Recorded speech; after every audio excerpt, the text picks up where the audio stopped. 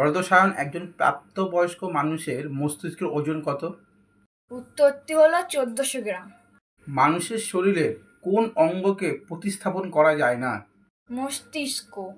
মানব মস্তিষ্কের কয়টি ভাগ ও কি কি? 3টি ভাগে ভাগ করা যায়, অগ্র, মধ্য, পশ্চাৎ।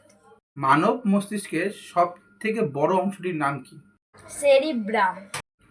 মানব মস্তিষ্কের গতিবিধি পরিমাপ করার জন্য কোন যন্ত্র বা কি ব্যবহার করা হয়? ইইজি, ইলেকট্রোএনসেফালোগ্রাম।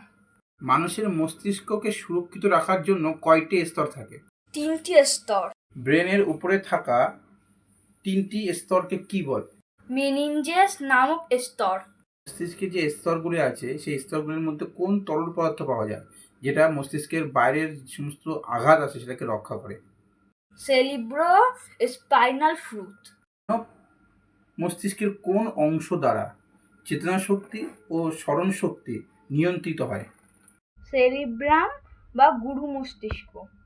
মানব মস্তিষ্কের কোন অংশটিকে বুদ্ধির কেন্দ্র বলা হয়? সেরিব্রাম।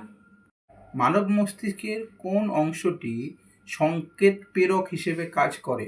থ্যালামাস। মানব মস্তিষ্কের কোন অংশে ব্যথার অনুভূতি পাওয়া যায়?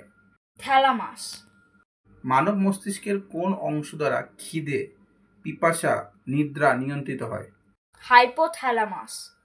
মানব মস্তিষ্কের কোন অংশটি দেহের তাপ নিয়ন্ত্রণে সাহায্য করে? হাইপোথ্যালামাস। মানব মস্তিষ্কের কোন অংশটি পিটুইটারি গ্রন্থির ক্ষরণকে নিয়ন্ত্রণ করে? হাইপোথ্যালামাস। পঞ্চ, সেরিবেলাম, মেডুলা কোন অংশের অংশ মস্তিষ্কের? পশ্চাৎ মস্তিষ্ক। দেহের ভারসাম্য রক্ষা করা এবং চলাফেরা এটা মস্তিষ্কের কোন অংশ দ্বারা নিয়ন্ত্রিত হয়? সেরিবেলাম। পশ্চাৎ মস্তিষ্কের সবথেকে বড় অংশটির নাম কি? সেরিবেলাম।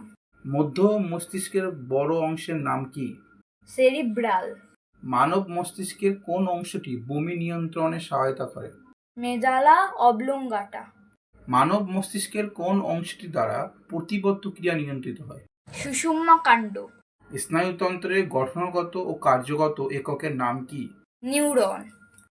নামক স্নায়ুকোষ মস্তিষ্কের কোন অংশে দেখা যায়? সেরিবেলাম। মেরুদণ্ড কোন অংশের দ্বারা একে অপরের সঙ্গে যুক্ত থাকে? মেডুলা অবলঙ্গাটা। মানব শরীরে কত জোড়া সুষুম্না কাণ্ড বা স্নায়ু থাকে? 31 জোড়া থাকে। মানব শরীরে কত জোড়া করোটি স্নায়ু থাকে? 12 জোড়া থাকে।